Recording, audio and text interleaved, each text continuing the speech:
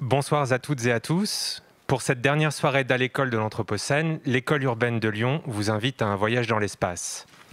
Ces dernières années, le monde de l'aérospatial a été bouleversé par l'entrée en scène et la montée en puissance de nouveaux acteurs géopolitiques, qu'il s'agisse d'États comme la Chine qui veut aller sur la Lune ou d'entreprises privées comme SpaceX d'Elon Musk.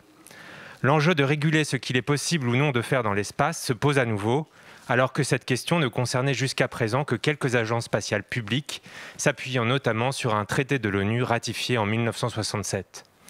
L'annonce par les États-Unis de la signature des accords Artemis par 9 pays en 2020, prévoyant la création de zones de sécurité, a ainsi été analysée par certains experts comme la porte ouverte à la privatisation de territoires extraterrestres et la captation des ressources qui pourraient y être découvertes, en rupture avec le traité de 1967 qui proclame au contraire la non-appropriation de l'espace extraterrestre.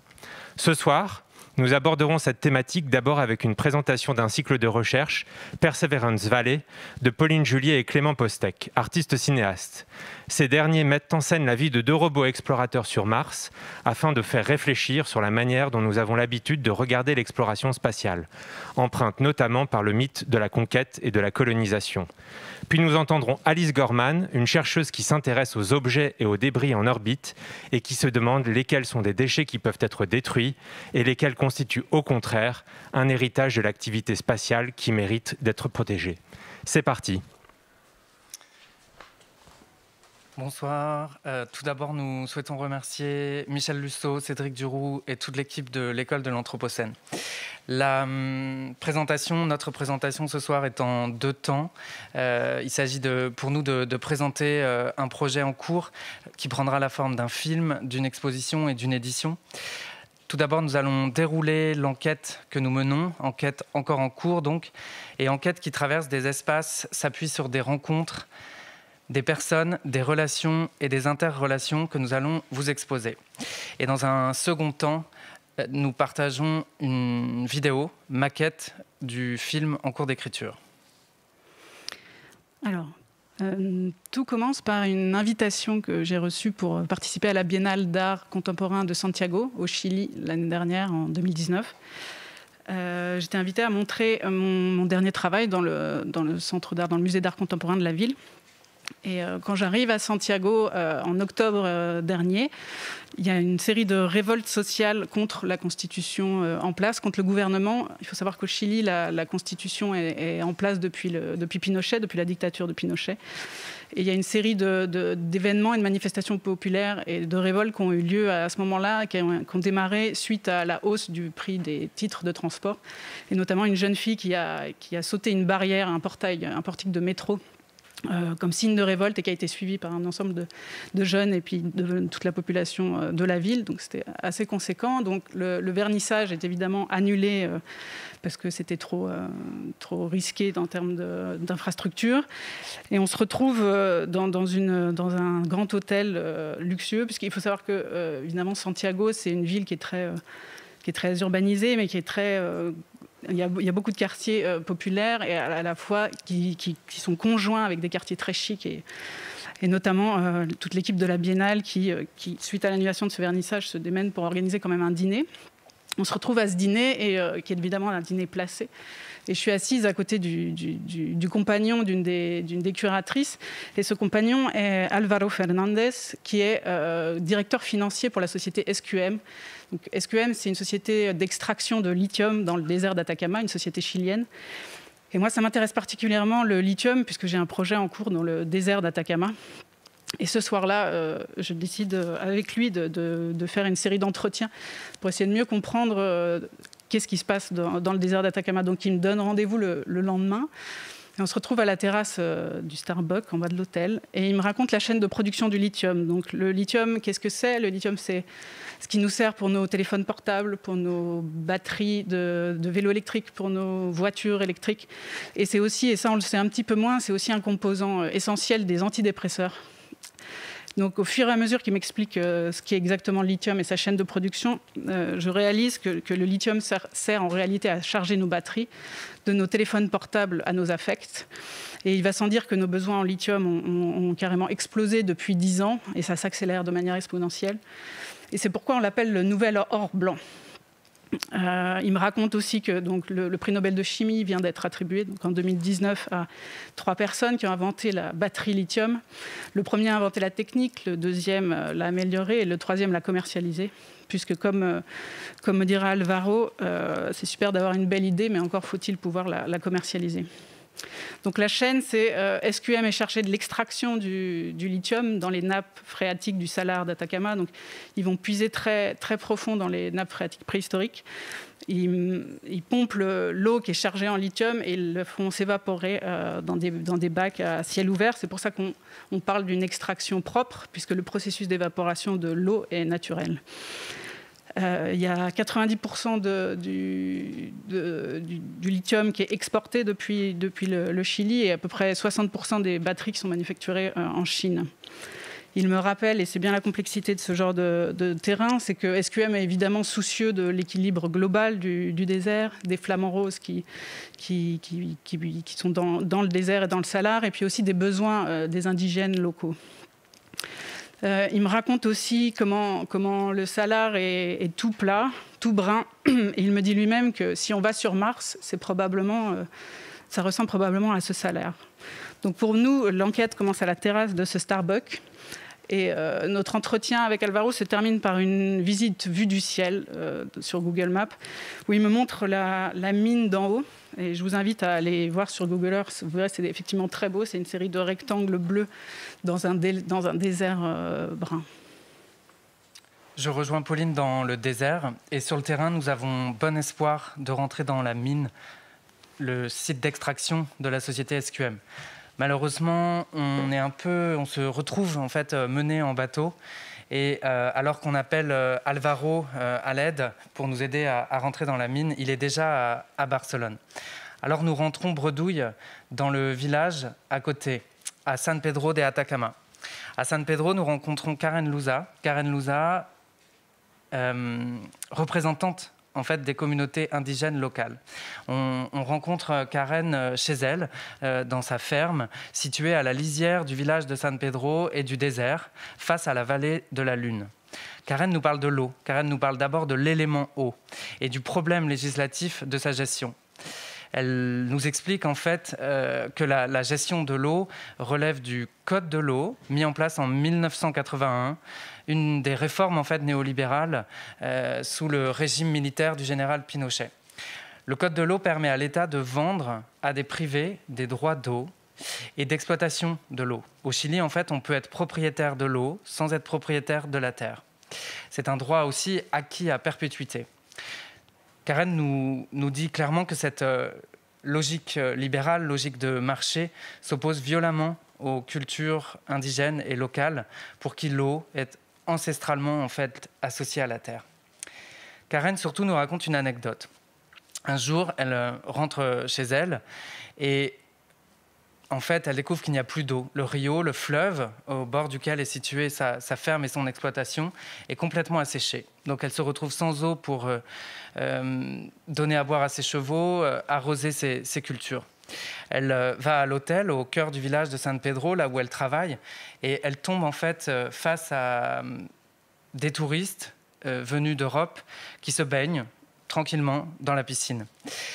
Donc l'eau est bien là. Karen nous dit, l'eau même des nappes phréatiques, l'eau en fait qui date du temps des dinosaures et l'eau dans lesquelles se prélassent en quelque sorte les touristes.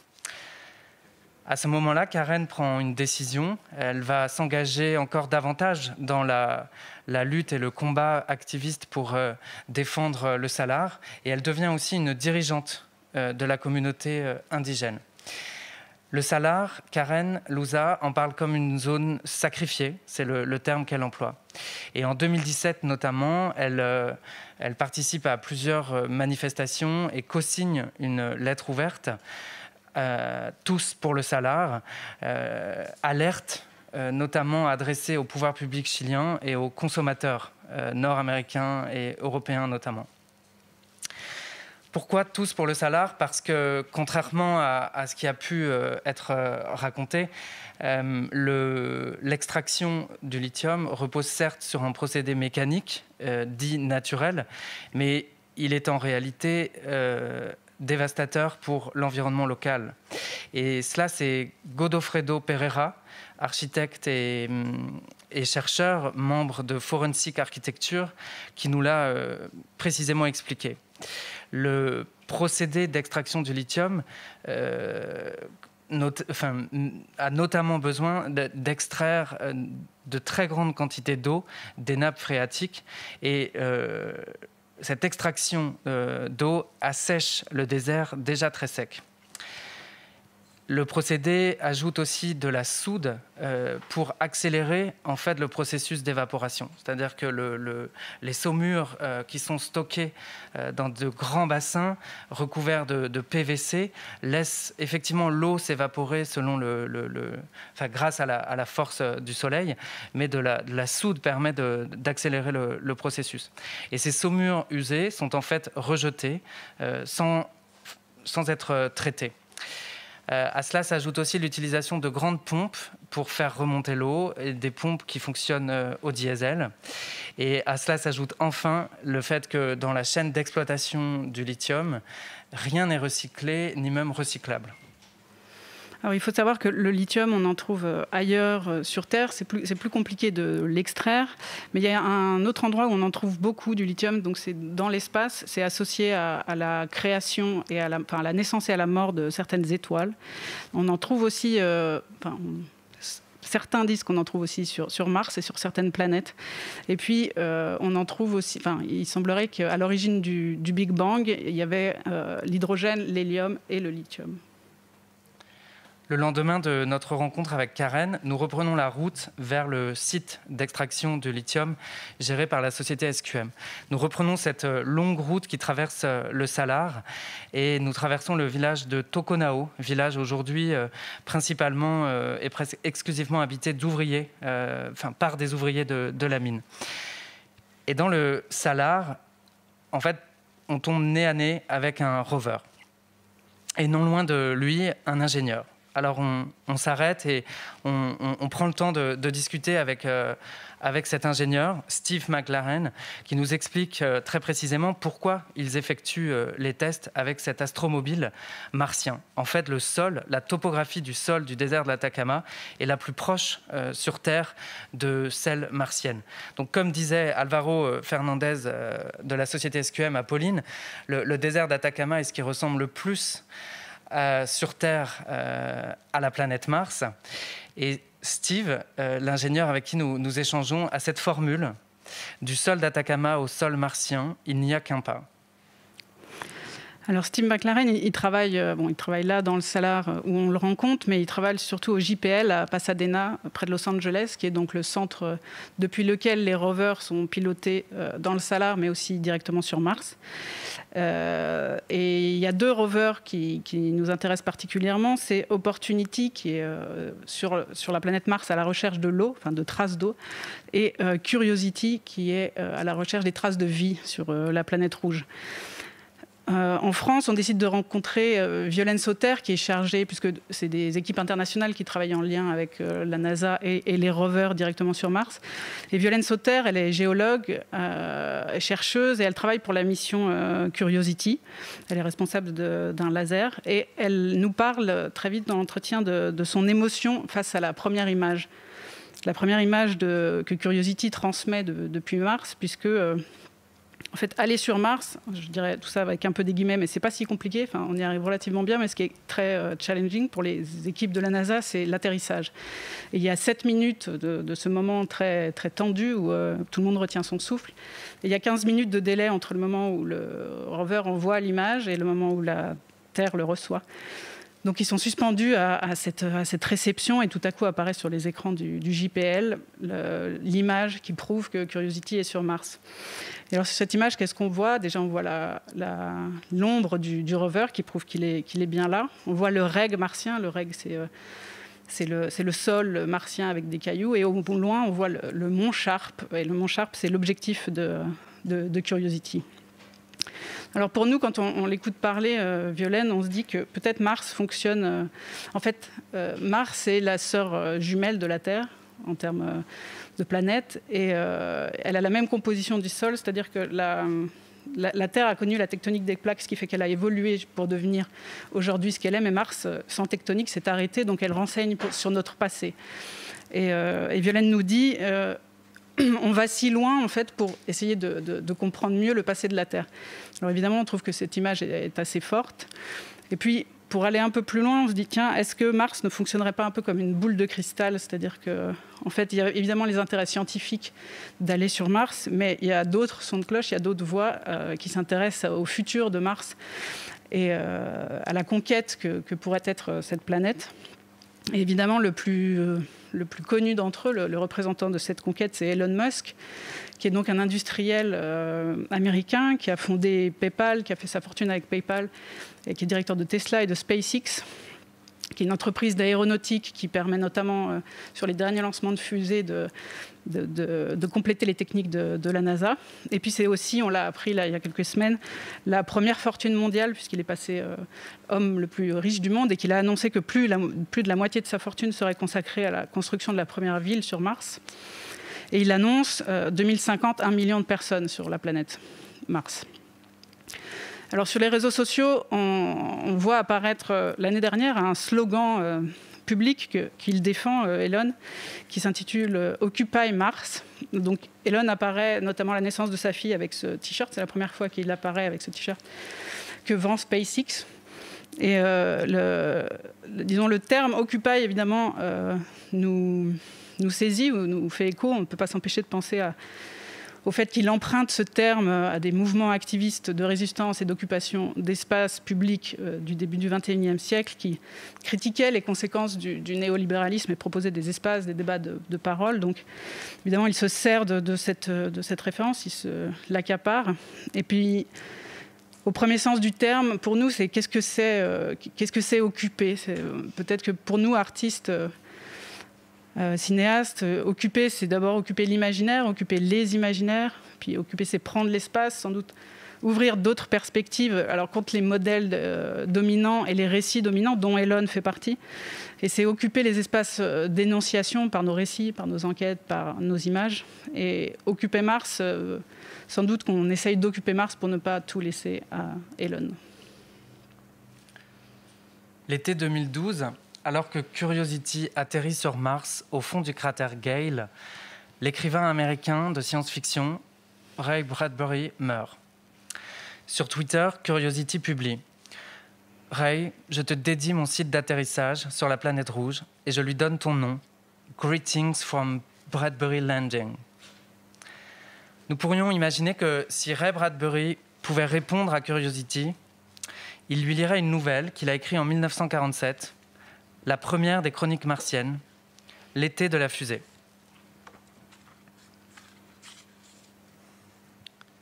L'été de la fusée. À un moment donné, c'était l'hiver en Ohio, avec ses portes fermées, ses fenêtres verrouillées, ses vitres masquées de givre, ses toits frangés de stalactites, les enfants qui skiaient sur les pentes, les ménagères engoncées dans leurs fourrures qui, telles de grands ours noirs, avançaient pesamment dans les rues verglacées. Puis une longue vague de chaleur balaya la petite ville. Un raz de marée d'air brûlant, comme si on avait laissé ouvert un four de boulanger. La vibration de fournaise passa sur les pavillons, les buissons, les enfants. Les glaçons se détachèrent, se brisèrent, se mirent à fondre. Portes et fenêtres s'ouvrirent à la volée. Les enfants s'extirpèrent de leur lainage. Les femmes se dépouillèrent de leurs défroques d'ours. La neige se liquéfia, révélant l'ancien vert des pelouses de l'été précédent. L'été de la fusée. On se passa le mot dans les maisons grandes ouvertes. L'été de la fusée. La touffeur de désert modifiait les broderies du givre sur les fenêtres, effaçait l'œuvre d'art. Ski et luge devenaient soudain inutiles. La neige qui tombait du ciel froid sur la ville se transformait en pluie chaude avant de toucher le sol. L'été de la fusée. Les gens se penchaient hors de leur véranda ruisselante pour contempler le ciel rougeoyant. Sur sa rampe de lancement, la fusée crachait des nuages de flammes roses et une chaleur d'étuve. Dressée dans cette froide matinée d'hiver, elle donnait vie à l'été à chaque souffle de ses puissantes tuyères. La fusée commandait au climat, faisant régner un court moment l'été sur le pays.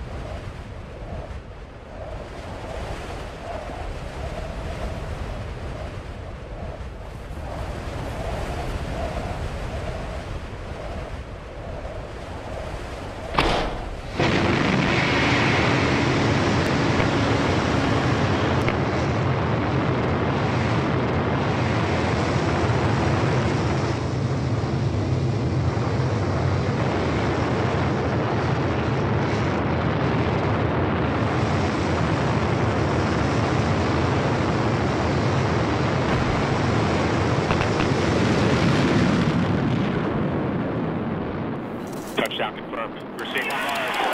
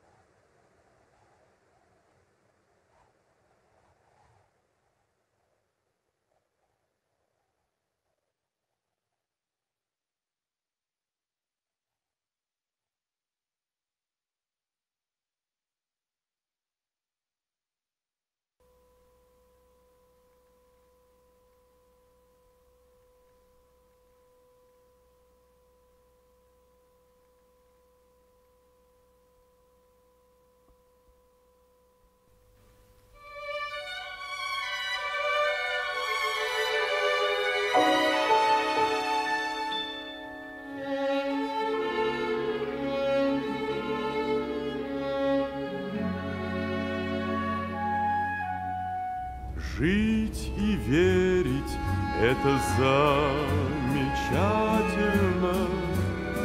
Перед нами Vivre et croire est merveilleux.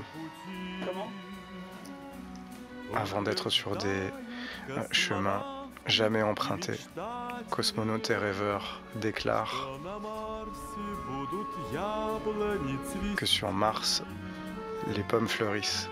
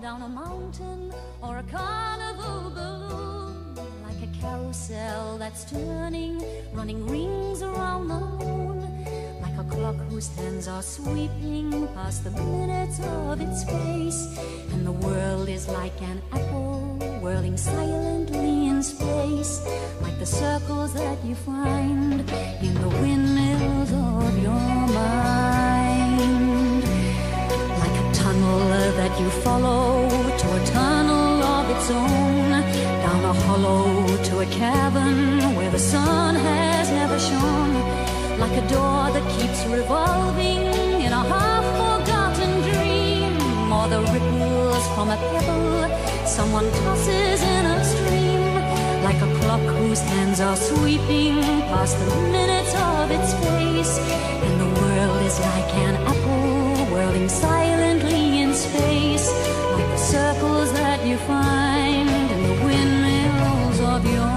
mind.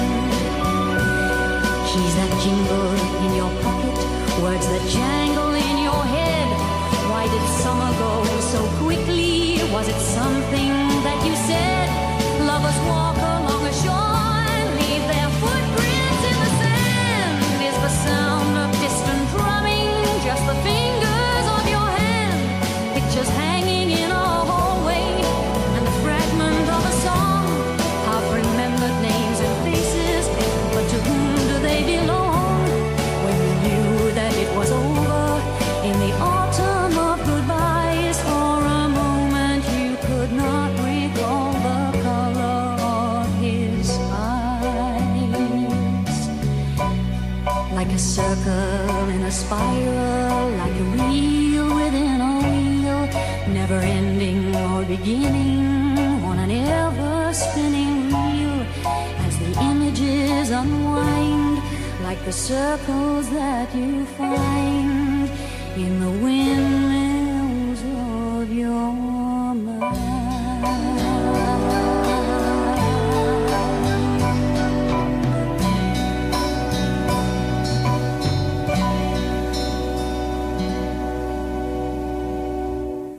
Nous revoici en plateau. C'était donc un extrait vidéo de l'enquête Perseverance Valley de Pauline Julier et Clément Postek. Je vais maintenant m'entretenir avec Alice Gorman, qui nous a rejoint depuis... Enfin, elle va faire une déclaration en français. Elle a souhaité faire une déclaration en français. Mais d'abord, Alice, peut-être que vous pouvez nous dire quelle heure il est chez vous. Oh, it's 5:45 a.m. right C'est 6h moins le quart du matin.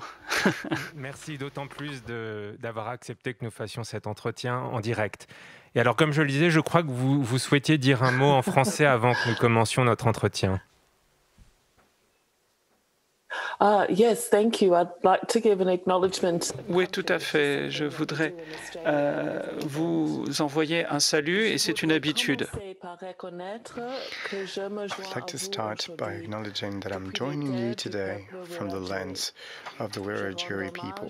I pay my respects to elder past and present and celebrate the diversity of Aboriginal peoples and their ongoing cultures and connections to the lands, waters and skies of Australia. I also acknowledge the traditional custodians of the various lands on which you're watching today. Thank you. Merci Alice. Alors, on va voir, peut-être d'abord, est-ce que vous voulez réagir à l'enquête et à ce que vous avez vu? À l'enquête Perseverance Valley? I found that film very powerful. J'ai trouvé que c'était très puissant, même si c'était un extrait, et j'ai été frappé par l'explication du processus et du contexte culturel de l'extraction du lithium, en particulier parce que cela nous renvoie à l'extraction des ressources de la Lune, également des astéroïdes et des éléments, des terres rares qui sont utiles pour les composants de l'industrie électronique et qui nous avons par exemple dans nos smartphones. Donc, pensez à ce que nous faisons sur Terre et imaginez l'exporter dans l'espace, c'est quelque chose qui est préoccupant. Donc, ce que nous envisageons pour l'espace dépend de nos process et nos attitudes sur Terre. Et c'est une idée utopique que nous pouvons avoir quant à ce que nous allons faire dans l'espace. Et pour moi, j'imagine qu'on va faire exactement la même chose qu'on fait sur Terre, en particulier lorsque l'on voit qui est à la tête de l'agenda de l'espace, comme Elon Musk, par exemple. C'est quelqu'un qui n'est peut-être pas intéressé par les relations que nous souhaitons avoir avec l'espace et les autres planètes. Peut-être qu'il n'y a pas de regard critique suffisant là-dessus. En tout cas, je trouve que le film est intéressant. Il est important de se rappeler que tout ce que l'on fait dans l'espace dépend de nos perspectives, de notre vision, de nos peurs, de nos rêves quant à ce qui se passe sur la Terre. Alors, je disais en introduction que votre travail portait sur la question des objets spatiaux. J'aimerais, si c'est possible, qu'on puisse montrer à l'écran une visualisation qui présente l'évolution du nombre d'objets dans l'orbite terrestre entre les années 1960 et les années 2010. Et Alice, j'aimerais, si possible, que vous nous expliquiez qu'est-ce qu'on trouve comme type d'objet dans cette orbite terrestre.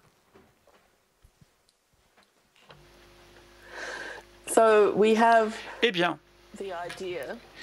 ici, l'idée dans l'imagination du public, la Terre est entourée de déchets spatiaux. Et ça a commencé en 1957 avec le premier lancement.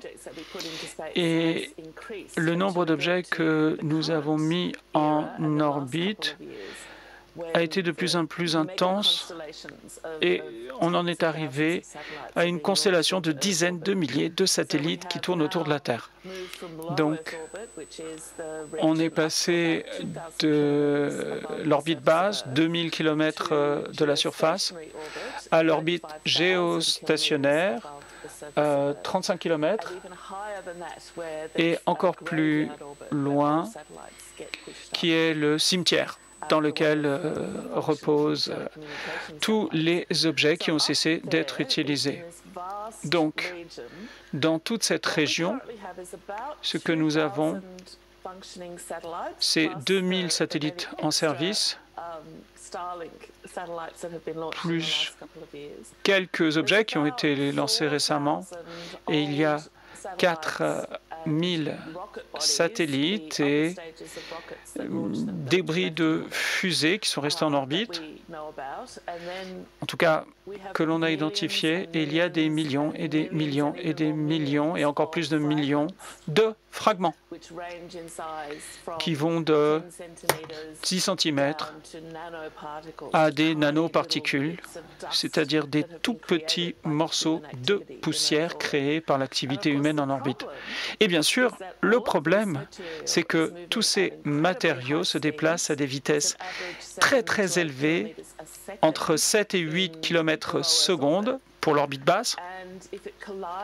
Et si ces particules s'entrechoquent ou choquent un objet, il y a une désintégration des objets et ça peut faire exploser, par exemple, un objet spatial lancé par l'homme, un satellite, par exemple. Donc c'est un véritable problème. Et on pourrait arriver à une situation avec le syndrome Kessler, peut-être dans 20 ans. Le syndrome de Kessler, c'est un syndrome où il y a une cascade en chaîne de chocs que nous ne serions pas en mesure de stopper. C'est-à-dire qu'il y aurait, au début, il y aurait quelques particules, quelques objets qui s'entrechoqueraient, puis après, il y aurait une réaction en chaîne et tous les objets commenceraient à s'entrechoquer sur l'orbite terrestre. Et cela pourrait avoir des conséquences très graves sur les satellites dont nous dépendons. Par exemple, la télécommunication, l'observation terrestre, des satellites nous permettant de faire des prévisions, par exemple, prévisions météo et d'autres. Et bien sûr, il serait extrêmement compliqué pour l'humanité de continuer à opérer dans un tel scénario.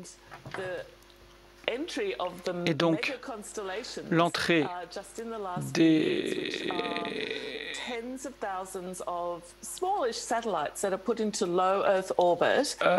satellites, l'entrée de tous les satellites qu'on a placés récemment en orbite et toutes les choses que l'on continue à placer en orbite provoquent une congestion. Et on ne connaît pas les conséquences de cette surpopulation de l'environnement spatial proche de la Terre. Et si l'on n'agit pas de manière efficace ou de manière rapide, on pourrait se retrouver donc avec ce syndrome de Kessler dont j'ai parlé. Nous allons nous entretenir encore 45 minutes et vous pouvez poser toutes vos questions sur les réseaux sociaux de l'École urbaine de Lyon, Twitter, Facebook, YouTube. La question que j'aimerais vous poser à présent, c'est, au vu de ce constat accablant que vous faites, est-ce que cette question avait été anticipée historiquement ou est-ce qu'elle n'a été découverte que récemment? Est-ce qu'elle n'a été prise en compte que récemment? Excusez-moi.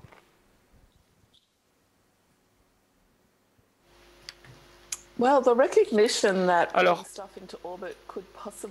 on pourrait peut-être voir cela comme une dégradation de l'environnement et comme une pollution.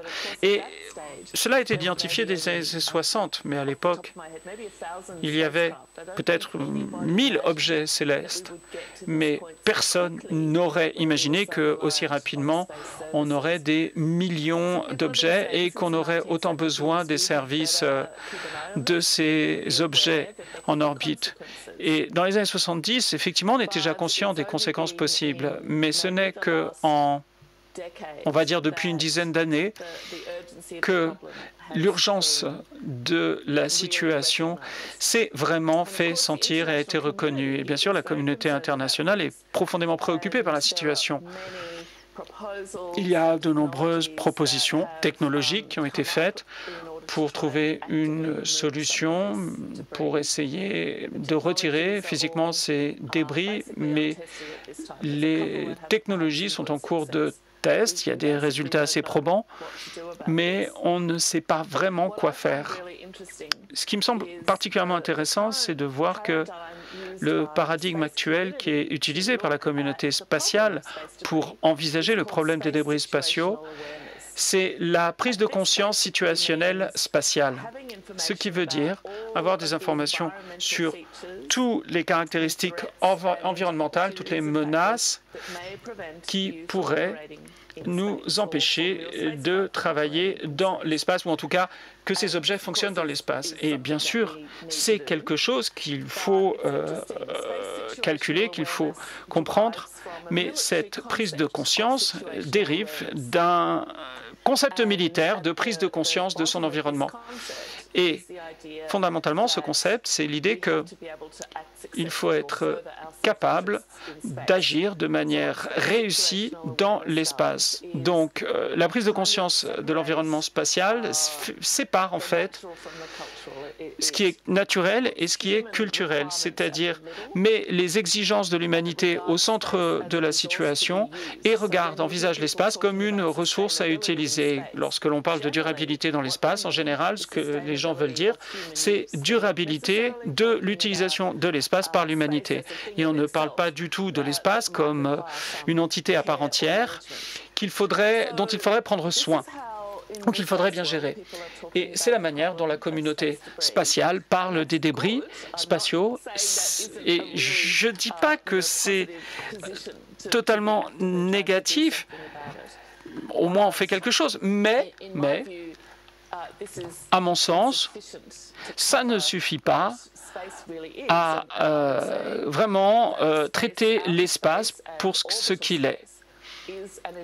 Parce que l'espace, l'orbite spatiale, est un environnement, il faut le considérer comme tel, plutôt qu'un problème. Il y a plein d'autres choses dont il faut tenir compte. Donc, si l'on considère cela comme un environnement, qu'on considère des interconnexions entre les process et les objets qui sont faits par l'être humain, ou des objets naturels aussi, comme les météorites, les rochers, les roches que l'on peut avoir dans l'espace, tout cela interagit. Et si l'on modifie un élément du système, bien sûr, il y aura des conséquences sur d'autres parties du système environnemental. Donc, il faut considérer l'environnement spatial comme une entité à part entière qui a ses propres valeurs, qui a ses caractéristiques particulières, et cela est tout à fait différent que de caractériser l'espace comme un problème, et la solution est vise toujours à permettre à l'être humain d'utiliser l'espace. Non, il faut considérer l'espace comme un lieu, une entité qui a ses propres valeurs. Il nous faut comprendre ces valeurs et il faut gérer, il faut s'occuper de cette entité pour qu'elle soit durable, non pas pour notre propre usage, mais pour cette entité elle-même. Mais peut-être pour être très concret, à l'heure actuelle, en quoi consisterait une opération de retrait des objets de l'orbite terrestre? Qui s'en chargerait et y a-t-il des risques à rapporter ces objets sur Terre?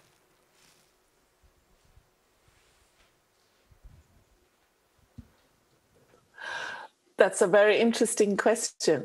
C'est une question très intéressante. Effectivement, dans les faits, quand on parle de retirer les débris de l'espace, c'est par exemple de dire qu'on va capturer un satellite, l'enlever de l'orbite terrestre ou par exemple un reste d'un satellite ou d'une fusée. Et il y a énormément d'éléments qui rentrent dans l'atmosphère avec le réchauffement et le rafraîchissement de l'atmosphère. Et par exemple, lorsque les satellites ralentissent, ils redescendent dans l'atmosphère. Et donc la compression et la friction fait qu'ils brûlent. Donc il y a un processus naturel en fait pour s'en débarrasser. Donc la plupart des propositions pour le faire, puisque donc c'est l'orbite qui est l'espace le plus encombré pour le moment, c'est le fait de créer une situation qui permettrait d'accélérer ce processus d'autodestruction, par exemple avec des lasers, c'est une des propositions qui pourrait viser les débris spatiaux. Ça marcherait pour les petits objets en tout cas. Ensuite, ça pourrait être éliminé ou tout simplement en ralentissant. Donc ça ralentirait l'objet et donc il perdrait de l'altitude et serait automatiquement détruit naturellement. Et il y a aussi d'autres éléments qui permettraient donc d'avoir une arme anti-satellite. Et qu'est-ce qui se passerait? Ce serait par exemple quelqu'un qui pourrait piloter un satellite, et notamment les satellites militaires. Ça pourrait potentiellement déclencher des incidents internationaux qui pourraient avoir de graves conséquences. Et donc il y a d'autres mécanismes qui ont été proposés, par exemple des filets, des harpons, des harnais, énormément de choses qui permettraient d'attraper des satellites et donc de les faire repénétrer dans l'orbite de la Terre. Aussi d'autres éléments qui... mais on va dire que la plupart des choses qui ont été envisagées, c'est de faire pénétrer à nouveau les objets dans l'orbite et dans l'atmosphère. Et il y a certains éléments qui sont compliqués à dématérialiser. Et certains avec des compositions chimiques très complexes, ça pourrait avoir un impact sur l'atmosphère. Donc la réponse à cette question est de dire que l'impact est assez négligeable.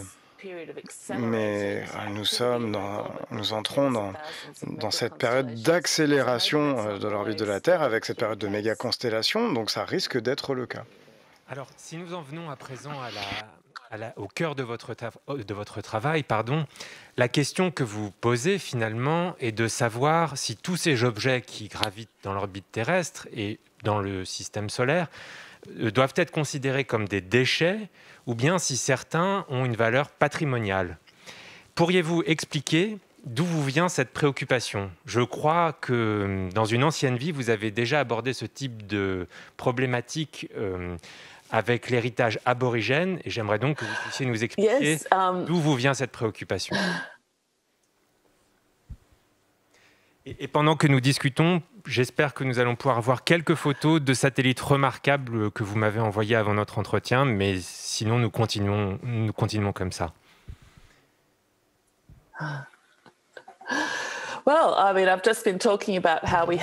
bien, je viens de vous parler du problème énorme des déchets que nous avons en orbite. Mais paradoxalement, l'un des objets de ma recherche est aussi de les conserver en orbite. Évidemment, ce sont des déchets, mais moi je suis archéologue. Et donc j'ai étudié au Centre humain d'archéologie et c'est que, en fait, ce qu'on nous apprend, c'est que ça fait aussi partie de l'histoire, nos déchets. Et donc lorsque je m'intéresse à ce genre de déchets, eh bien ça nous apprend énormément sur notre comportement et le comportement humain. Et c'est la même chose pour ces débris en orbite, les valeurs que nous avons, notre attitude, les idées, les projections que nous avons à propos de l'espace. Ça fait plus de 60 ans que nous envoyons maintenant des objets dans l'espace. Et par exemple, les anciens vaisseaux spatiaux qui sont maintenant classés, reconnus comme des débris, eh bien, c'est officiel, hein, c'est le cas. Et en fait, on les considère comme des déchets car on ne peut plus les utiliser dans le futur.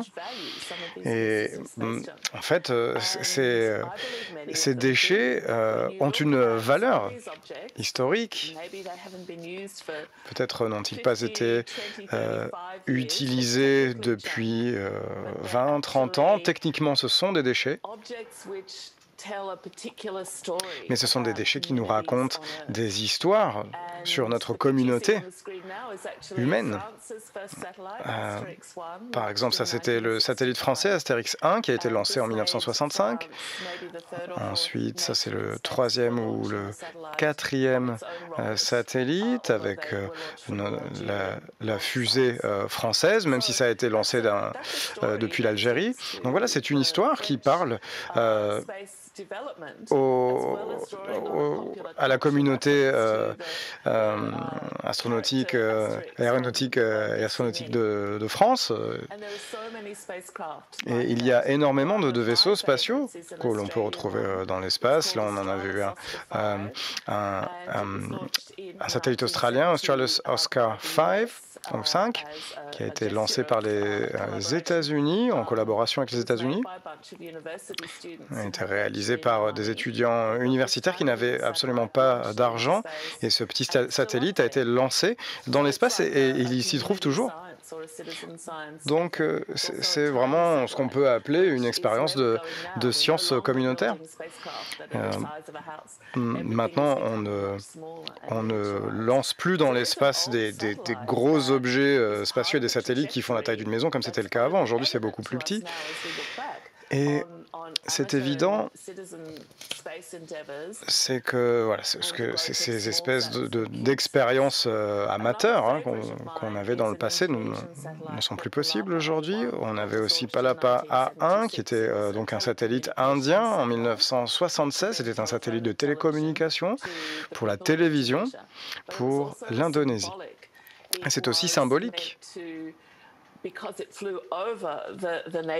Parce qu'il s'est rendu bien plus loin que l'Indonésie, avec énormément d'îles et énormément de langues.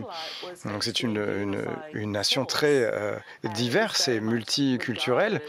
Et finalement, ça a été un élément d'unification du pays. Donc maintenant, cela fait partie des déchets spatiaux et peut-être que ce n'a pas été une avancée technologique incroyable, mais en tout cas pour l'histoire de l'Indonésie, cela a une histoire et une importance sociale et historique. Et donc si on était dans la situation, pour l'instant c'est pas encore le cas, mais si on nous disait, bon, eh bien il va falloir se débarrasser de tout cela, eh bien Palapa A1 qui n'est pas encore utilisé, si on devait le ramener dans l'atmosphère pour qu'il brûle, eh bien, mon argument serait de dire peut-être que nous devrions attendre un petit peu et réfléchir à son héritage historique. Peut-être que certaines personnes seraient contre le fait qu'il ne reste pas en orbite, mais en tout cas, il faudrait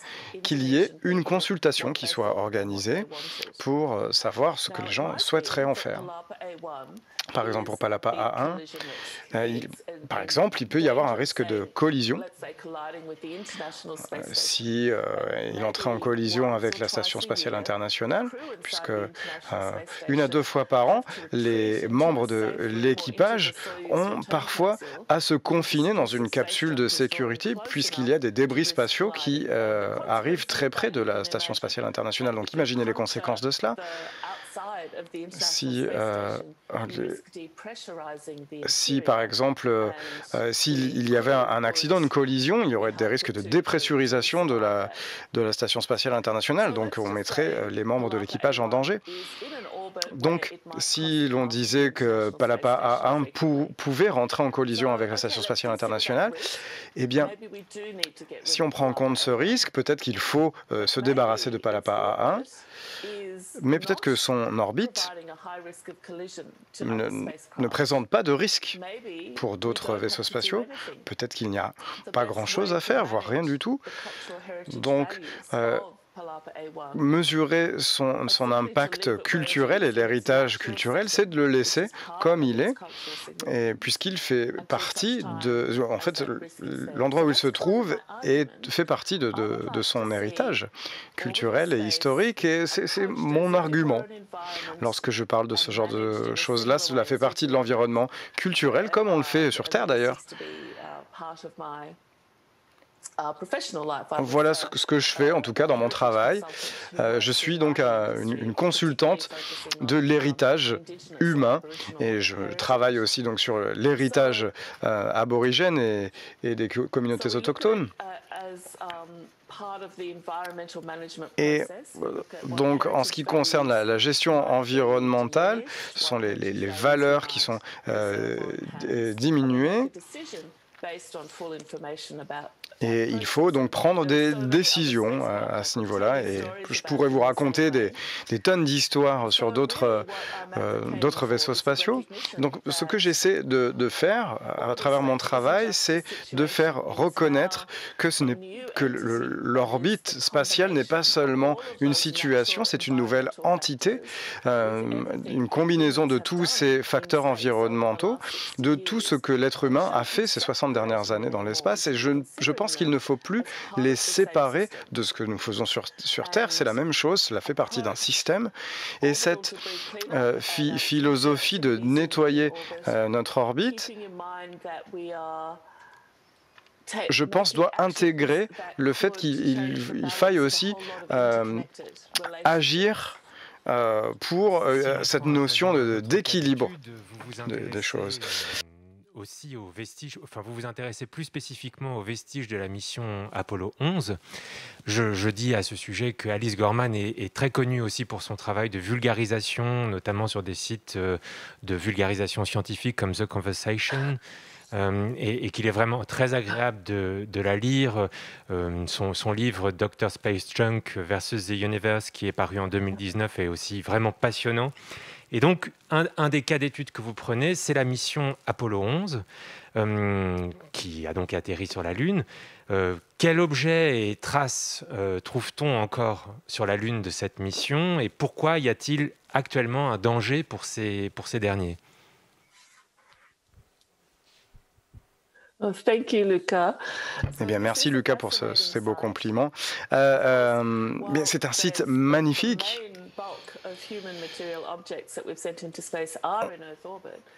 Il y a énormément de choses évidemment qui sont en orbite terrestre, mais il y en a aussi beaucoup plus loin, et par exemple sur la Lune. C'est justement la Lune qui est le deuxième endroit le plus peuplé d'objets terrestres. Donc, c'était en 1969, et il y avait Lunar 2, la mission russe aussi, mais bon, évidemment, celle que l'on connaît le plus, c'est Apollo 11. Donc, c'était la première fois que l'homme mettait le pied sur la surface de la Lune et hors de la Terre, tout simplement. Donc évidemment que ça a un impact culturel et historique très important. Et évidemment qu'on a vu toutes ces vidéos avec l'empreinte de la botte, le module d'atterrissage, et puis évidemment le drapeau américain, les astronautes qui marchent, les photographies, etc. On en sait, on connaît un petit peu ce paysage, et c'est finalement assez familier puisque ces photos sont très connues, très célèbres. Et donc il y a plus de 106 objets qui sont encore sur la surface de la Lune et qui proviennent d'Apollo 11. Et donc il y a par exemple le drapeau, les traces de bottes. Tout cela fait partie d'une expérience, Lunar Laser Retroreflector. Et donc on sait où se trouve la Lune en orbite autour de la Terre tout le temps, donc on sait aussi où se trouvent ces objets. Il y a aussi de la poussière de Lune, des rayons cosmiques, etc. Ça nous donne des informations sur l'activité de la Lune et aussi sur le système solaire. Et il y a énormément d'endroits que l'on pense inactifs ou morts, mais qui sont en fait beaucoup plus dynamiques que ce que l'on pense. Et la Lune fait partie justement de ces corps célestes. C'était une petite parenthèse. On va revenir maintenant à Apollo 11. Tous ces objets et tous ces éléments des capsules qui ont été lancés, eh bien, on voit qu'ils font partie maintenant de l'espace. Il y a aussi des sacs entiers de déchets humains. C'est assez intéressant parce que si on pouvait les analyser, on pourrait comprendre comment le système et le corps humain réagit à l'espace. Et tout ceci nous amène à une phase très spéciale de l'histoire de notre engagement dans ce genre de choses. Évidemment, les États-Unis ont lancé encore des expéditions, mais plus personne n'est retourné sur la Terre, sur la Lune depuis quelque temps. Et donc, il y a énormément d'héritage culturel. Mais quelque chose qui m'intrigue, c'est en ce qui concerne l'atterrissage, et je ne me rappelle pas vraiment ce qui m'a mené à cela. C'est peut-être en regardant des photos, puisqu'on a énormément de photos de ces missions. Et il y a beaucoup de photographies, des astronautes qui prennent des photographies, mais ils ne sont pas dans le cadre. Vous voyez simplement une ombre allongée du photographe. Et pour moi, plus je regarde ces ombres, plus je pense qu'elles montrent leur solitude. Ça donne un sentiment mélancolique, triste. En particulier, je pense, parce que cette ombre est figée, glacée dans cette photographie. Parce que la personne qui a pris cette photo a quitté depuis longtemps la Lune et donc l'environnement ombragé d'Apollo 11. Si l'on pense à la Lune qui a été formée il y a quelque chose comme 3,8 millions d'années, en tout cas c'est l'évaluation, au cours de toute cette période, l'ombre qui a été projetée par le mouvement du Soleil a touché des montagnes à 3,8 milliards d'années, pardon,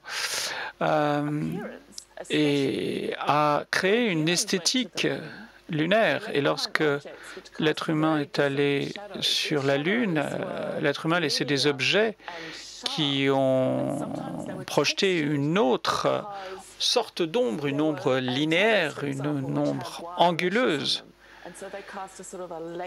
Donc, c'est des ombres qui ressemblent à des créatures. Donc, voilà ce que je peux dire pour l'apparence de la Lune. Et ces ombres font partie du paysage lunaire. Le Soleil met 15 jours pour passer dans le ciel lunaire, pour une journée lunaire. Et les ombres bougent. Et la poussière lunaire est très collante. Elle bouge beaucoup parce qu'elle est chargée de manière électrostatique. Parfois, il y a des situations qui font qu'elle lévite. Donc, ce qu'Apollo 11 et d'autres sites d'atterrissage ont fait que le passage de l'être humain a créé des petites tornades de poussière lunaire. Et c'est la même chose d'ailleurs sur Terre. Donc, une fois de plus, cela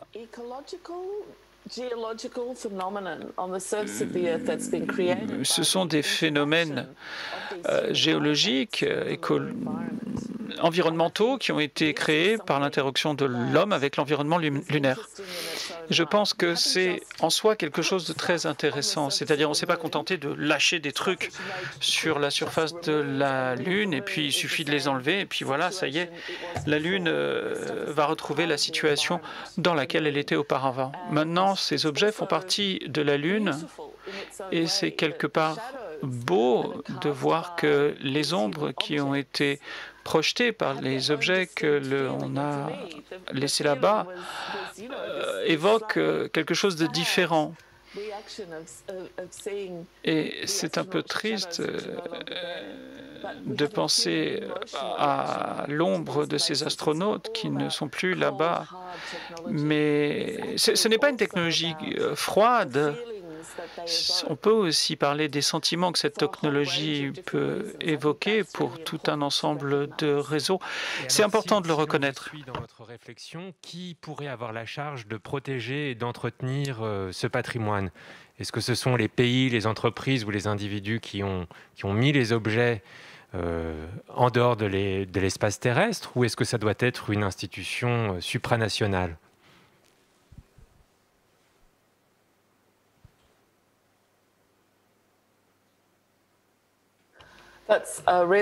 C'est une très bonne question, merci. Donc, si on reconnaît qu'il y a un patrimoine culturel d'importance là-bas, je crois que si ces valeurs parlent aux personnes, aux communautés, il y a un engagement social. Et si nous souhaitons conserver une partie de ce patrimoine pour l'avenir, ou ce patrimoine pour l'avenir, je cherche à fermer aucune possibilité. Mais je pense qu'il faut prendre des décisions maintenant pour ce qui va se passer dans l'avenir. Rien ne sera parfait. Par contre, si l'on ne prend pas de décision par rapport à ce patrimoine peut disparaître. Sur Terre, nous avons des chartes, des conventions, des normes qui sont bien établies quant à la protection du patrimoine. Nous avons encore beaucoup de discussions d'ailleurs sur la protection du patrimoine terrestre. Néanmoins, l'existence d'un patrimoine terrestre est là. Elle est reconnue. Il y a des règlements pour conserver ce patrimoine. On n'a pas encore cette situation dans l'espace. L'une des raisons, c'est que le traité de 67 et d'autres traités disent qu'il n'y a pas possibilité de se proclamer propriétaire d'un territoire spatial. Donc, ces objets qui sont laissés sur la Lune ou qui pourraient être sur d'autres planètes, si un pays les réclamait comme faisant partie de son patrimoine, alors cela équivaudrait pour le pays à revendiquer un droit de possession sur une zone. Donc, la Convention internationale du patrimoine ne saurait s'appliquer dans l'espace. Donc, il faudrait effectivement imaginer un outil multilatéral, un outil international pour gérer ce patrimoine spatial. Cela correspond bien aux débats qui ont cours quant à la durabilité de l'espace. Donc, protéger le patrimoine ferait partie de cette durabilité, bien sûr. Mais en tout cas, il faut encore plus travailler cette question. Je trouve que les débats actuels sont intéressants parce que les dernières tendances, notamment publiées par les États-Unis l'année dernière ou en 2019, ont identifié explicitement leur patrimoine lunaire comme étant quelque chose d'important et dont il faut prendre conscience et prendre soin. C'est déjà un pas dans la bonne direction, je pense. Il existe des documents internationaux qui parlent de patrimoine naturel et culturel, et c'est un aspect important de l'environnement spatial. Donc il y a un document de 2019 qui s'attarde sur l'utilisation de l'espace et un texte, la Convention de Vancouver de 2020.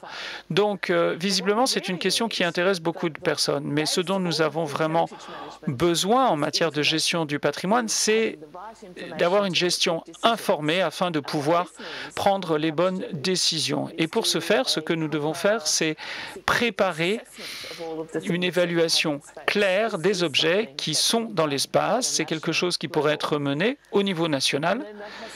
Et il faudrait également que cette information soit accessible aux personnes chargées de prendre une décision en la matière. Je crois qu'il y a 2-3 manières de le faire. Les Nations Unies, par exemple, conservent un registre des objets spatiaux.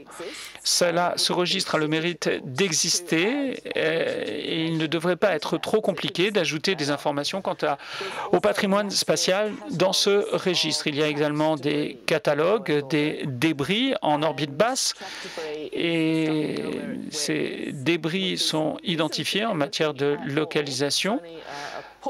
Et c'est simplement une partie de la question qui nous intéresse, mais plusieurs de ces catalogues sont à disposition.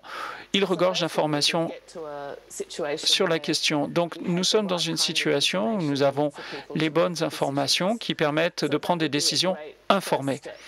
Ça, c'est déjà une première étape. Nous avons sûrement besoin également d'une charte ou d'une convention sur le patrimoine spatial. Ça nous serait fort utile. Et un Conseil international des monuments serait également une bonne organisation pour promouvoir un tel document. Donc, on est un peu au début d'un tel projet. Moi, j'aime faire prendre conscience du fait que les débris spatiaux, les déchets qu'on a dans l'espace, sont beaucoup plus que des débris ou des déchets. Cela nous parle de l'histoire spatiale, cela nous parle des communautés terrestres. Donc, le simple fait de reconnaître cela, de reconnaître que nous avons un patrimoine culturel dans l'espace, maintenant, il faut mettre en place des mécanismes pour s'assurer que les générations futures pourront également prendre des décisions, s'engager envers ces espaces particuliers. Pour rebondir sur ce que vous disiez à l'instant, l'un des axes de votre travail aussi, il me semble, est d'essayer de dégager ces objets spatiaux de la seule histoire du progrès technologique et des valeurs traditionnelles qui lui sont associées, conquête, colonisation. Comment est-ce qu'on peut faire alors une histoire alternative de ces objets spatiaux et les dégager de ces valeurs qui, si on vous suit, sont au moins interpellent et interrogent?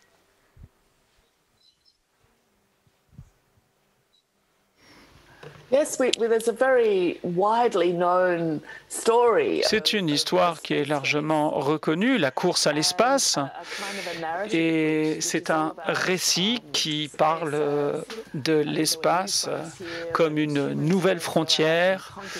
L'homme sort de sa planète, sort de son atmosphère et se lance dans une conquête spatiale.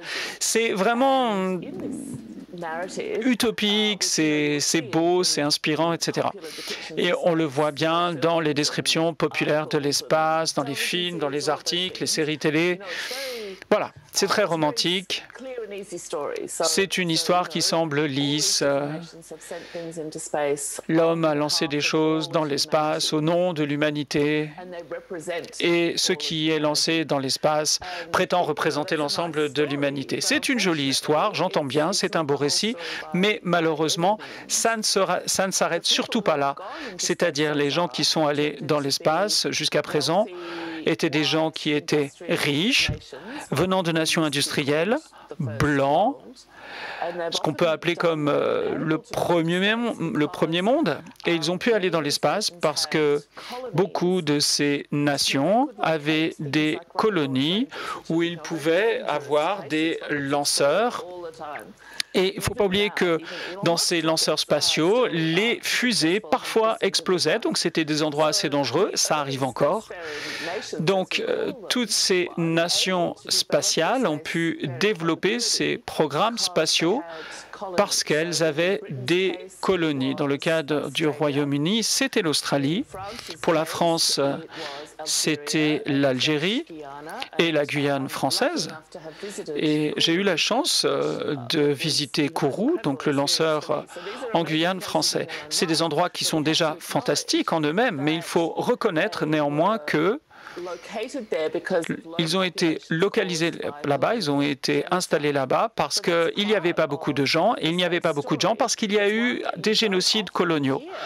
Donc, même en Australie, on nous associe à ce récit de l'exploration spatiale lorsqu'on nous dit que toute l'humanité participe à l'exploration de l'espace. Mais historiquement, il y a eu des groupes qui ont été exclus activement de toute forme de participation de la conquête spatiale.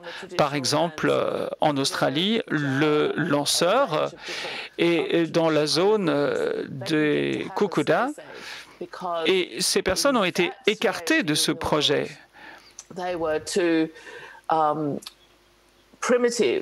Et on les a écartés parce que c'était des populations qui étaient considérées comme trop primitives, entre guillemets. Donc tout le concept d'humanité qui se lance dans l'espace est déjà problématique, selon moi. Cela fait que l'humanité n'est composée que d'un certain type de personnes. Alors, je pense que le patrimoine, à cet égard, est intéressant parce qu'il faut voir la manière dont les objets sont liés aux valeurs des communautés et aux valeurs historiques. Et on peut réfléchir à qui était laissé de côté, qui était écarté de cette conquête spatiale, qui protestait contre l'exploration de l'espace à l'époque. Je pense que maintenant, nous savons bien que la communauté africaine-américaine a beaucoup protesté contre les missions Apollo parce qu'ils estimaient que les missions Apollo utilisaient des ressources qui auraient pu être plus utiles pour régler les problèmes d'inégalité qui touchaient les Africains-américains notamment. Même raisonnement pour la Guyane française. Donc, je pense que ce récit un peu trop facile a profondément divisé le processus d'examen du patrimoine et de gestion du patrimoine qui représente un récit qui est dicté par des pouvoirs dominants.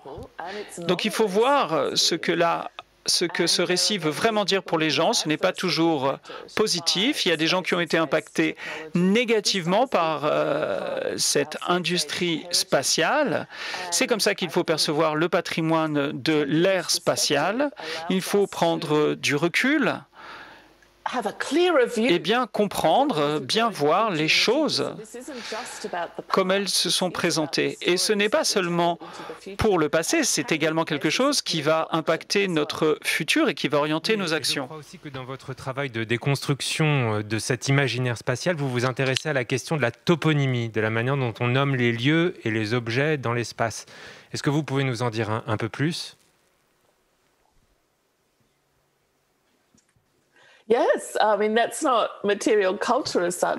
Oui, bien sûr, ce n'est pas de la culture matérielle, c'est intangible, c'est un patrimoine intangible. Lorsque les êtres humains vont dans l'espace, il faut nommer les choses, on sait de quoi on parle, mais c'est un processus où justement on forme des connexions. Donc, par exemple, pour la France, c'était Astérix 1. Par exemple, donner ce nom d'Astérix 1 qui va beaucoup plus loin dans l'histoire et la culture et l'identité de la France.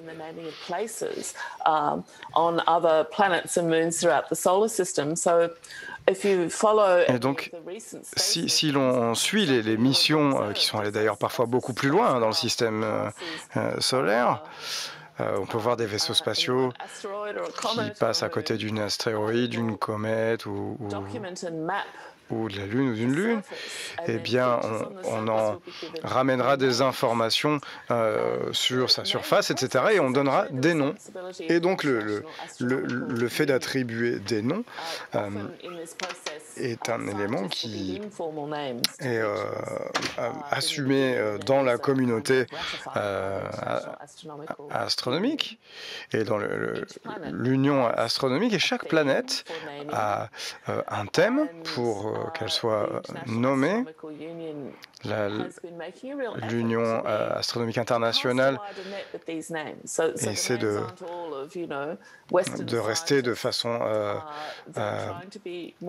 cohérente et essaie d'être un petit peu plus inclusive. On ne parle pas seulement de scientifiques blancs et occidentaux.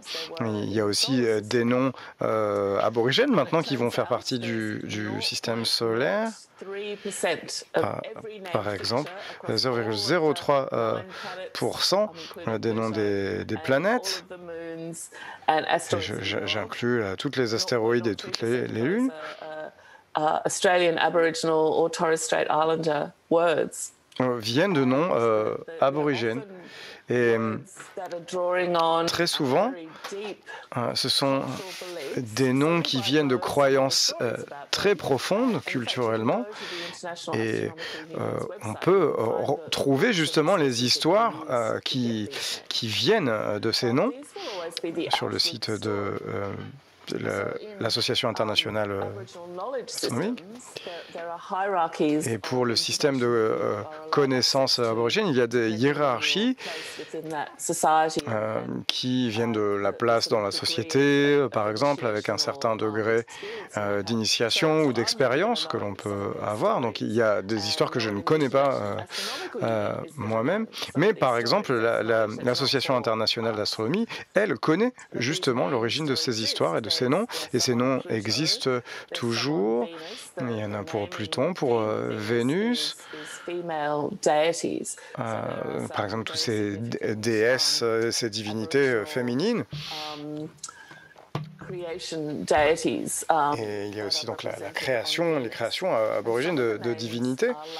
Et certains de ces noms sont aussi des paysages, et donc ça peut avoir une importance. Par exemple, quand on parle du mouvement entre la vie et la mort, et donc il y a d'autres planètes, d'autres lunes. Et qu'est-ce que cela veut dire? Ce n'est pas à moi de le dire, mais ça veut certainement dire quelque chose. Ces noms ne sont pas juste des mots, ils ont une signification très profonde culturellement parlant. Et je pense que c'est très intéressant de voir que justement le fait de nommer d'autres endroits dans l'espace, c'est qu'on parle aussi des mêmes choses. Et c'est très très impressionnant de voir le nombre de noms qui ont été répétés ou dupliqués. Et c'est aussi un processus de construction du monde et de créer une connexion et des connexions entre notre expérience et d'autres endroits du monde. Et je pense que en regardant ma très courte étude sur justement le système solaire nommé par les aborigènes, eh bien, je pense qu'il y a une résonance culturelle bien plus profonde. Et encore une fois, je ne sais pas, mais pour certains groupes indigènes, la présence de ces noms, même s'ils n'ont pas eu leur mot à dire là-dessus, certainement parfois, crée une connexion et nous renvoie à notre relation et notre rapport à la responsabilité. Et peut-être que c'est quelque chose qu'il faut qu'on développe plus et développer ces connexions en dehors de la Terre n'est pas seulement le fait de rendre ces endroits inconnus familiers. Il y a peut-être aussi une histoire d'obligation morale et de développer notre engagement moral en ce qui concerne le système solaire. J'aurais simplement aimé que vous puissiez revenir en conclusion sur les accords Artémis, puisque je disais en introduction qu'il y avait des inquiétudes sur le fait qu'ils pouvaient ouvrir à une appropriation de l'espace. Et dans le cours de notre entretien, Vous évoquiez le fait qu'il y avait des éléments encourageants concernant la protection du patrimoine. J'aurais bien aimé savoir, de manière plus générale, l'avis que vous portiez sur ces accords Artemis signés à l'initiative des États-Unis et qui, pour l'instant, ont été rejoints par 9 pays. Yes, I'm in two minds about the Artemis Accords. Bien, ces accords Artemis nous montrent vraiment le bilatéralisme en ce qui concerne l'espace et non pas le multilatéralisme qui est pourtant la pierre angulaire de la structure de l'ONU, par exemple, hein, et aussi pour l'espace. Et je pense que l'idée, et je suis peut-être assez cynique, hein, peut-être, je sais qu'il y a beaucoup de gens qui ne sont pas d'accord avec moi là-dessus, mais pour ces accords Artemis, c'est le fait d'empêcher justement la création d'accords multilatéraux. Par exemple, les recommandations de Vancouver, etc. Moi, je suis heureuse de voir que ce patrimoine fait partie de cela, mais il y a énormément de gens qui disent que les zones de sécurité sont une façon cachée de s'approprier des territoires. Et il y a aussi une opposition aux États-Unis. Il y a des traités, par exemple, il y a l'accord de la Lune qui n'a pas été signé en 1976 par les États-Unis. Ils ont activement rejeté tous ces principes. Donc, je pense qu'il ne faudra pas être surpris que cette idée des zones de sécurité se transforme en une appropriation territoriale dans le futur. Et à mon avis, je pense qu'il y a une intersection, une connexion avec le patrimoine culturel lunaire. Et donc, si quelqu'un sur Terre souhaite détruire justement les revendications d'un autre groupe en ce qui concerne le droit du territoire, le droit ou l'autonomie politique, très souvent on attaque justement le patrimoine. Il y a de nombre d'exemples là-dessus, par exemple aux Bahamas. Et donc, nous savons que le patrimoine est très, très politisé et cela peut devenir une arme. Et nous savons que les États-Unis disposent d'énormément de patrimoine culturel sur la Lune, mais ce n'est pas le seul État. Il y a aussi la Russie. Mais il y a aussi, par exemple, l'Inde, le Japon, la Chine, Israël. Et il y en a aussi d'autres de pays. Et donc, s'il fallait dire que, en termes de droits humains, que le patrimoine fait partie des choses dont il faut se réclamer, eh bien, je pense que ce serait naïf d'imaginer qu'il n'y ait pas de but politique qui se cache derrière ça. Par exemple, il y a un programme pour retirer justement les sites russes de la part des États-Unis. Donc en 1959, il y avait un contexte différent. Il y a bien d'autres choses qui se cassent sous la surface, à la surface de cela.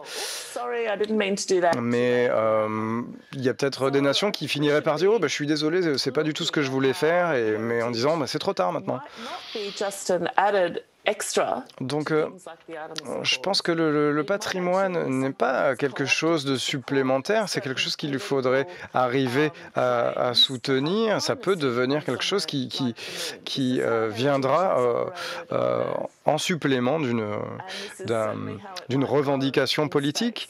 Et c'est ce qui pourrait se passer dans l'espace. Et donc, encore une fois, avoir une connaissance du domaine public et connaître la valeur du patrimoine en dehors de la Terre et dans l'espace est quelque chose de très important. Et je dirais que je suis assez cynique sur ces accords Artemis, même si l'Australie est signataire, par exemple. Mais de mon point de vue, je regarderai le patrimoine et je m'y intéresserai à ce patrimoine spatial et j'essaierai de voir comment cela va s'articuler dans le futur en espérant que cela pourrait être utilisé comme une façon de promouvoir l'harmonie plutôt que la discorde dans nos activités spatiales futures. Je vous invite à rester avec nous pour le mot de clôture de la semaine à l'école de l'Anthropocène, par Michel Lusseau, le directeur de l'école urbaine, que j'invite à me rejoindre en plateau. Merci Lucas. Merci beaucoup Alice Gorman d'avoir accepté de terminer cette semaine. Nous sommes très fiers et très honorés de vous avoir eu. Et je dois vous dire qu'avec Lucas, qui a vraiment tenu à faire l'interview, vous avez un fan absolu de votre travail. Et il a vraiment travaillé d'arrache-pied pour pouvoir réaliser cet entretien avec vous.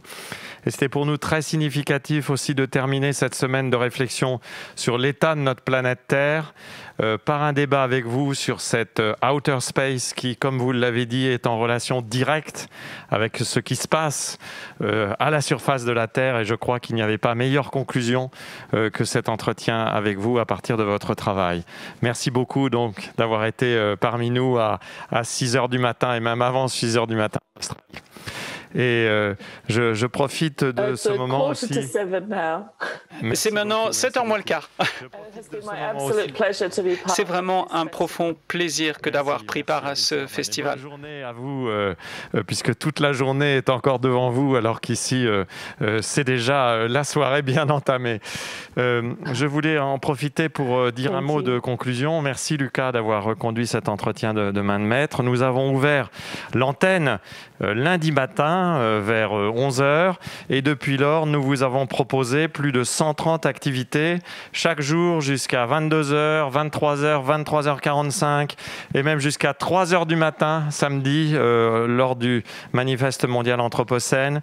Et vous avez été très nombreux à nous rejoindre en ligne sur nos 2 chaînes YouTube et sur notre chaîne Facebook. Et vous êtes déjà très nombreux à consulter les enregistrements de toutes nos activités à partir du site de notre événement, sur nos chaînes YouTube également et sur notre compte Facebook.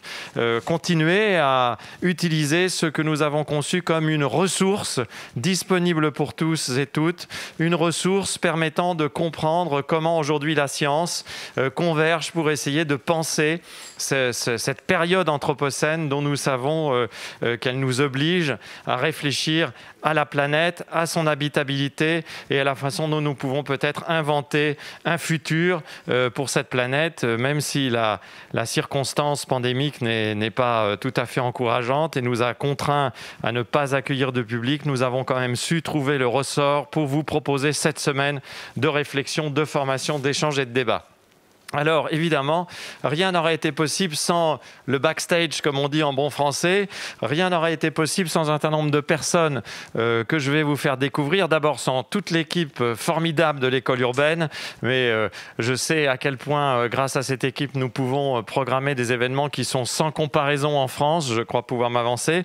Mais je vais vous emmener un petit peu dans les coulisses pour vous permettre de rencontrer aussi quelques-uns de ceux qui ont permis que la semaine se réalise. Alors d'abord, bonjour, nous disons un mot au traducteur. Merci à vous pour ce travail de la semaine qui vous a confronté parfois à des traductions délicates parce que de temps à autre, par Zoom, les conditions sonores ne sont pas idéales, mais vraiment merci parce que vous savez que nous croyons au multilinguisme et le multilinguisme impose la traduction.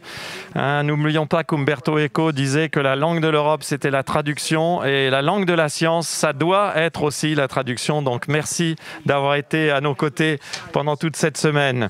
Et puis derrière, voilà une petite découverte du plateau que je vous laisse découvrir aussi avec l'ensemble des techniciens de MK+, la société qui nous a permis d'organiser ce véritable plateau de streaming professionnel. Vous voyez, c'est assez impressionnant pour un homme de ma génération, assez nul en technologie. Voir tout ça, ça fait un peu science-fiction, n'est-ce pas? Nous sommes peut-être dans l'espace, Alice Gorman, avec l'ensemble de ces tableaux de bord, mais grâce à cela, nous avons pu assurer le streaming toute la journée avec une régie de mise en scène, son et lumière et vidéo qui nous a aussi permis de vous faire vivre les performances artistiques que la compagnie Franck Micheletti vous a proposées pendant cette semaine. Et sans cela, ça n'aurait pas été facile. Ici, vous avez une partie, oui, l'équipe d'October Octopus qui va faire coucou. Voilà, October Octopus, c'est l'agence de programmation qui nous aide à construire cette semaine. Ici, nous avons le responsable du bâtiment Hôtel 71 qui nous a permis également d'être ici dans l'occupation allègre et joyeuse de l'ensemble des locaux pendant cette semaine sans pareil. Et ben voilà, je ne vais pas vous faire néanmoins le tour du propriétaire parce que d'abord je ne suis pas propriétaire et puis ensuite ça serait trop long, mais je voulais vraiment vous remercier d'avoir été nombreux à vous connecter et je peux vous dire que quoi qu'il arrive, il y aura une semaine de l'Anthropocène à l'école de l'Anthropocène en 2022, mais enfin d'ici là et déjà ce soir, nous allons prendre un repos bien mérité. Donc merci à toutes et à toutes et à très bientôt pour la suite des activités de l'école urbaine.